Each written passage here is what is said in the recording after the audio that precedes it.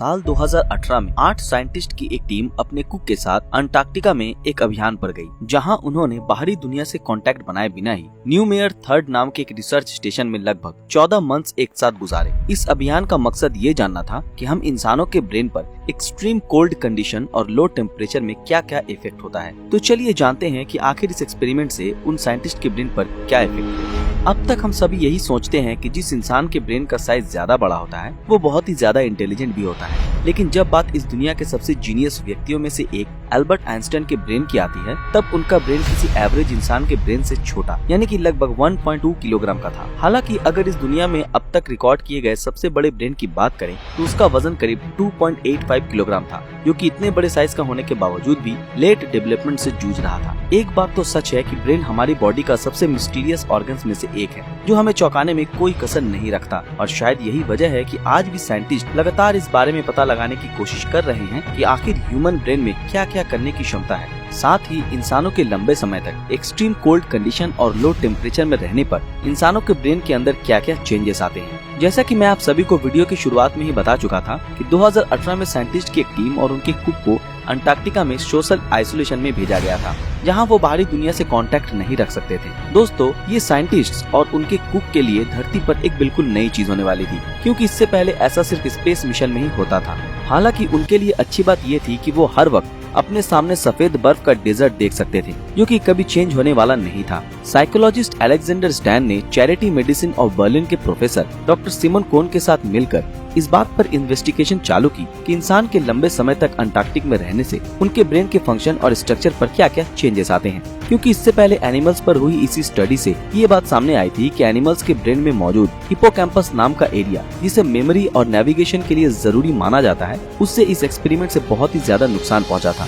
इस नुकसान का अंदाजा आप इसी बात से लगा सकते हैं कि रैट्स, जिन्हें उनकी शार्प मेमोरी के लिए जाना जाता है, वो भी इसी लो टेम्परेचर वाली जगह पर लंबे वक्त तक अकेले रहकर अपनी याद करने की क्षमता को खो देते हैं, क्योंकि उनकी मेमोरी तभी अच्छी होती है जब वो अपने साथियों के साथ एक अच्छे एनवायरनमेंट में रहते हैं।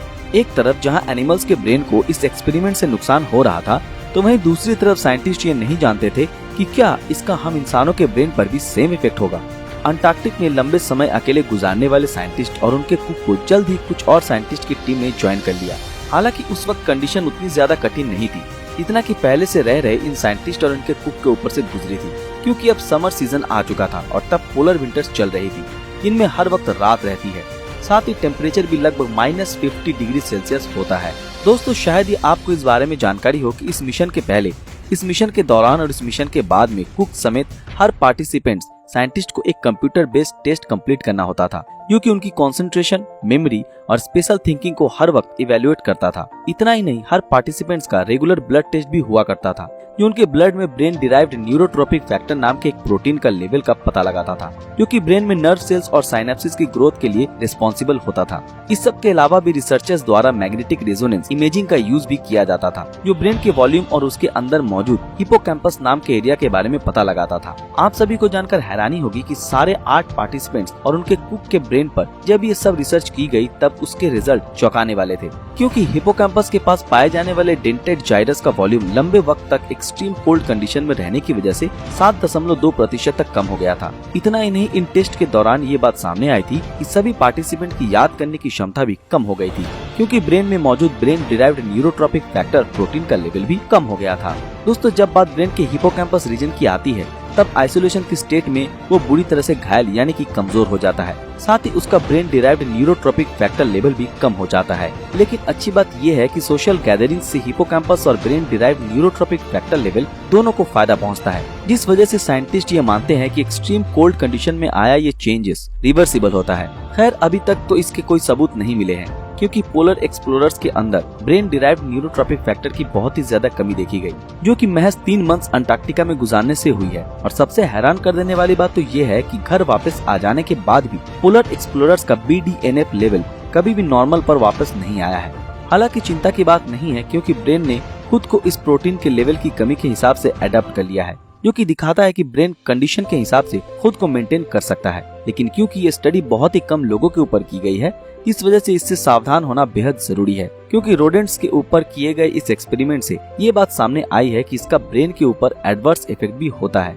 ब्रेन के ऊपर एडवर्स इफेक्ट के खतरे को देखते हुए अब रिसर्चर्स ये पता करने में लग गए हैं कि क्या एक्सट्रीम कोल्ड कंडीशन में फिजिकल एक्सरसाइज से ब्रेन को प्रोटेक्ट किया जा सकता है या नहीं। इसके अलावा साइंटिस्ट का ध्यान एक्सट्रीम कोल्ड कंडीशन में ब्रेन के एडेप्टेशन से होने वाले बॉडी इफेक्ट्स पर भी है। इन्हीं सब बातों को ध्यान में रखते हुए कजाकिस्तान ने एक और अंटार्कटिका एक्सपीडिशन ऑर्गेनाइज किया था, जो कि महज 11 दिन चला था। और इन 11 दिनों में हर 3 दिन के अंदर एक्सपीडिशन में हिस्सा लेने वाले पार्टिसिपेंट्स की बॉडी का चेकअप किया गया था, यानी कि सिर्फ 4 बार। दोस्तों, उस स्टडी में ये सामने आया कि 29 की एज के ये पार्टिसिपेंट्स जब अंटार्कटिका में पहले दिन पहुंचे तब उनकी बॉडी और उनका ब्रेन बिल्कुल स्टेबल था। साथ ही वो इस दौरान बहुत ही ज्यादा इंटरेस्ट दिखा रहे थे। साथ ही उनका टेंशन लेवल भी हाई था। लेकिन जैसे ही उन्हें इस जगह पर 2-3 दिनों का समय हुआ तब उनका इंटरेस्ट धीरे धीरे गिरने लगा, क्योंकि वो इस लैंडस्केप में रहने के आदी नहीं थे। साथ ही उन्हें रोजाना एक ही रूटीन फॉलो करना होता था। हालांकि इन सब के दौरान अच्छी बात ये थी कि उनकी बॉडी इस हिसाब से अडेप्ट हो गई थी और एक्सपीडिशन के 4th डे उनकी बॉडी में एडेप्टेशन की पीक देखने को मिली थी। साथ ही उसमें कई चेंजेस देखने को मिले थे। उन सभी लोगों का ब्लड प्रेशर भी बढ़ गया था। साथ ही उनके हार्ट रेट में भी कमी देखने को मिली थी, जो कि उनके 11 दिनों के पीरियड में एक जैसी बनी रही थी। इतना ही नहीं, उनकी सांस लेने की फ्रीक्वेंसी भी कम हो गई थी। साथ ही उनके शरीर में इमोशनल स्टेट का लेवल भी बढ़ गया था। ऐसा माना जाता है कि अगर ये लोग कुछ दिन और अंटार्कटिक में ऐसे ही रुकते तब इनकी बॉडी में और भी ज्यादा चेंजेस हो सकते थे, क्योंकि जब रैट्स को ऐसी कंडीशन में लंबे समय तक रखा गया था तब वो बहुत ही ज्यादा एग्रेसिव हो गया था, जो कि लोनलीनेस का रिजल्ट था। जब हम इंसानों के शरीर का टेम्परेचर 35 से 32 डिग्री सेल्सियस लो हो जाता है तब हमारे शरीर में मौजूद ब्लड वेसल्स कॉन्स्ट्रिक्ट हो जाती हैं, जो कि हमारे लिम्स में ब्लड के फ्लो को कम कर देती है, जिससे कि ब्रेन और हार्ट तक ब्लड पहुंच सके। साथ ही हमारी बॉडी के हेयर्स भी खड़े हो जाते हैं, क्योंकि उस समय एक हीट इंसुलेटर के रूप में काम करते हैं। इतना ही नहीं, हमारे हाथ भी कांपने लगते हैं और हमारी मसल्स भी सिकुड़ने लगती है। इस वजह से हमारी बॉडी का टेम्परेचर कुछ समय बाद ऑटोमेटिकली बढ़ने लगता है। हालांकि इसके बाद जब हमारी बॉडी का टेम्परेचर 30.5 से 29.5 डिग्री सेल्सियस तक कम हो जाता है तब हम कोमा में चले जाते हैं और हमारा हार्ट काम करना बंद कर देता है। इससे ब्रेन में ऑक्सीजन की कमी हो जाती है। खैर, ये बात भी सच है कि कोल्ड टेम्परेचर में इंसान की मौत जल्दी नहीं हो सकती, पर अगर आपको कोल्ड कंडीशन में छोड़ दिया जाए तब आप क्या करोगे? हमें कमेंट में जरूर बताना। अगर ये वीडियो पसंद आया तो इस वीडियो को लाइक और ज्यादा से ज्यादा शेयर जरूर करें, और जिन लोगों ने हमारे फेसबुक पेज को फॉलो नहीं किया वो तुरंत फॉलो कर दें। तो फिर मिलते हैं आपके साथ अगले वीडियो में, तब तक के लिए अलविदा।